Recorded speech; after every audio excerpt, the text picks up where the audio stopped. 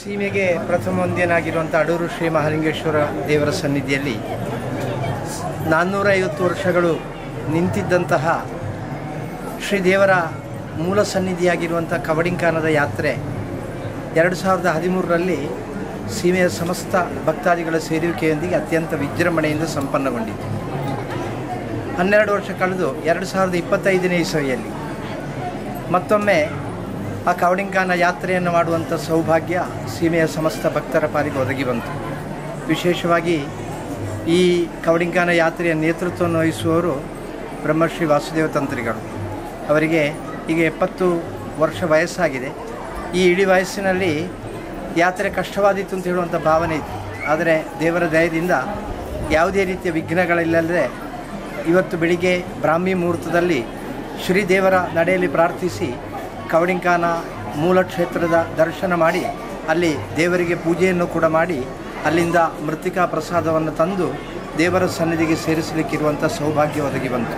ನಮ್ಮೆಲ್ಲರ ಪ್ರಾರ್ಥನೆ ಇನ್ನು 12 ವರ್ಷ ಕಳೆದು 2037ರಲ್ಲಿ ಮತ್ತೊಮ್ಮೆ ಆ ಕವಡಿಂಕಾನ ಯಾತ್ರೆಯ ಸೌಭಾಗ್ಯ ಭಕ್ತರ ಪಾಲಿಗೆ ಒದಗಿ ಬರಲಿಕ್ಕಿದೆ.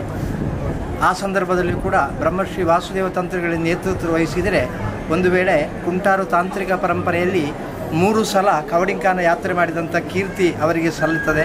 ಆ ಸೌಭಾಗ್ಯ ಅವರ ಪಾಲಿಗೂ ನಮ್ಮ ಕುಟುಂಬಿಕರ ಪಾಲಿಗೂ ಜೊತೆಯಲ್ಲಿ ಸೀಮೆಯ ಸಮಸ್ತ ಭಕ್ತಾದಿಗಳ ಪಾಲಿಗೂ ಒದಗಿ ಬಂದು ಈ ಯಾತ್ರೆಯಿಂದ ಇಡೀ ಸೀಮೆಗೆ ಒಳಿತಾಗಲಿ ಎಂದು ಹಾರೈಸ್ತೇವೆ. ಒಂದು ದೇವರ ಸನ್ನಿಧಿಯಲ್ಲಿ ಯಾವುದೇ ಕಾರ್ಯ ಯಶಸ್ವಿ ಆಗಬೇಕು ಅಂತಾದರೆ ಒಂದು ಕ್ಷೇತ್ರದ ಆಚಾರ್ಯರು ತನ್ನ ಕರ್ತವ್ಯವನ್ನು ಶ್ರದ್ಧೆಯಿಂದ ಮಾಡಬೇಕು. ಅಲ್ಲಿಗೆ ಸಾಕಾಗುವುದಿಲ್ಲ. ಭಕ್ತಾದಿಗಳು ಪರಿಪೂರ್ಣ ಭಕ್ತಿ ಶ್ರದ್ಧೆಯಿಂದ ಭಾಗವಹಿಸಿದರೆ ಮಾತ್ರ ಆ ಕಾರ್ಯ ಯಶಸ್ವಿಯಾಗ್ತದೆ. ಇಲ್ಲಿ 12 ದಿವಸಗಳ ವ್ರತಾಚರಣೆಯ ಸಂದರ್ಭದಲ್ಲಿ ನಿತ್ಯವೂ ಪ್ರಾತಃ ಕಾಲದಲ್ಲಿಯೂ ಸಂಧ್ಯಾ ಕಾಲದಲ್ಲಿಯೂ ನಾಮಜಪ ಪ್ರದಕ್ಷಿಣೆ, ನಿರಂತರವಾಗಿ ಭಜನೆ, ಅದೇ ರೀತಿ ಭಕ್ತಾದಿಗಳು ಸಾಗರೋಪಾದಿಯಲ್ಲಿ ಹರಿದು ಬಂದು ಶ್ರೀ ದೇವರ ದರ್ಶನಗೈದು ಆ ದೇವರ ಕಾರ್ಯದಲ್ಲಿ ಭಾಗಿಗಳಾದ್ದು ಮಾತ್ರವಲ್ಲದೆ ಇವತ್ತು ಬೆಳಿಗ್ಗೆ 3 ಗಂಟೆಗೆ ಆ ಕವಡಿಂಕಾನ ಯಾತ್ರೆ ಕೈಗೊಳ್ಳುವಂಥ ಸಂದರ್ಭದಲ್ಲಿ ಅತ್ಯಂತ ದುರ್ಗಮವಾಗಿರುವಂಥ ದಾರಿ, ಆ ಕಾನನ ದಾರಿಯಲ್ಲಿಯೂ ಕೂಡ 1000ಕ್ಕಿಂತಲೂ ಕೂಡ ಹೆಚ್ಚು ಭಕ್ತಾದಿಗಳು ನಾಮಜಪದೊಂದಿಗೆ ಭಾಗವಹಿಸಿರುವಂಥದ್ದು ನಿಜವಾಗಿ ಈ ಕಾರ್ಯಕ್ರಮದ ಯಶಸ್ಸಿಗೆ ಕಾರಣ ಆಗಿದೆ. ಆದರೆ ಇಲ್ಲಿಗೆ ನಿಲ್ಲುವುದಿಲ್ಲ. ನಮ್ಮೆದುರು ಇನ್ನು ಆಗತಕ್ಕಂಥ ಜೀರ್ಣೋದ್ಧಾರ ಕಾರ್ಯವನ್ನು ಪೂರ್ತೀಕರಿಸಿ 2026ರಲ್ಲಿ ಶ್ರೀದೇವರಿಗೆ ಬ್ರಹ್ಮಕಲಶ ಮಾಡಬೇಕಾದಂಥ ಕರ್ತವ್ಯ ಇದೆ. ಈ ಕಾರ್ಯದಲ್ಲಿ ಕೂಡ ಸಮಸ್ತ ಭಕ್ತಾದಿಗಳು ಕೂಡ ನಿರಂತರವಾಗಿ ಕೈ ಜೋಡಿಸಿಕೊಂಡು ಆ ಕಾರ್ಯಕ್ರಮ ಯಶಸ್ವಿಯಾಗಬೇಕು. ಜೊತೆಯಲ್ಲಿ ಸೀಮೆಗೆ ಪ್ರಥಮ ವಂದ್ಯನಾಗಿರುವಂಥ ಅಡೂರು ಮಹಾಲಿಂಗೇಶ್ವರನ ಸನ್ನಿಧಿಯಲ್ಲಿ ಎಲ್ಲ ಕಾರ್ಯದಲ್ಲಿ ಕೂಡ ನಿರಂತರ ಭಕ್ತರ ಪೂರ್ಣವಾಗಿರುವಂಥ ಸಹಕಾರವಿರಬೇಕು ಅಂತ ವಿನಮ್ರವಾಗಿ ವಿನಂತಿಸ್ತೇವೆ. ಎಲ್ಲರಿಗೂ ತಿಳಿದಿರ್ಬೋದು, 2013ರಲ್ಲಿ ನಾವು ಪ್ರಥಮವಾಗಿ ಯಾತ್ರೆಯನ್ನು ಕೈಗೊಳ್ಳುವಂಥ ಸಂದರ್ಭದಲ್ಲಿ 48 ದಿವಸಗಳ ವ್ರತಾಚರಣೆಯನ್ನು ಕೈಗೊಳ್ಳಬೇಕು ಅಂತ ಪ್ರಶ್ನೆಯಲ್ಲಿ ತೀರ್ಮಾನ ಆಯಿತು.